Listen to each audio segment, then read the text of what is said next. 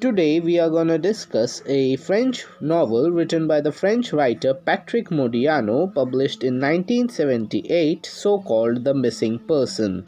Rue Obscures is the name of a street in Rome where one of the novel's character has lived and where Modiano himself lived for a certain period of time. Now let's directly jump into the plot summary. Guy Roland is an amnesic detective who lost his memory 10 years before the beginning of the story, which opens in 1965, when his employer, Hewitt, retires and closes the detective agency where he has worked for 8 years. Roland embarks on a search for his own identity. His investigations uncover clues to a life that seems to stop during the Second Cold War.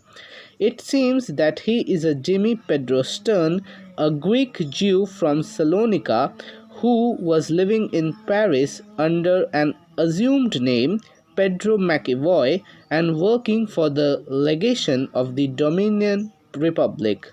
He and several of his friends went to Megave to escape a Paris that had become dangerous for them during the German occupation.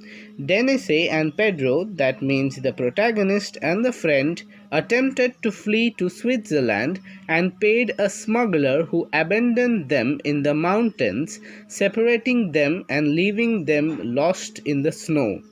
Having partially recovered his memory, Guy Roland goes to look for Freddy, who went to live in Polesnia after the war.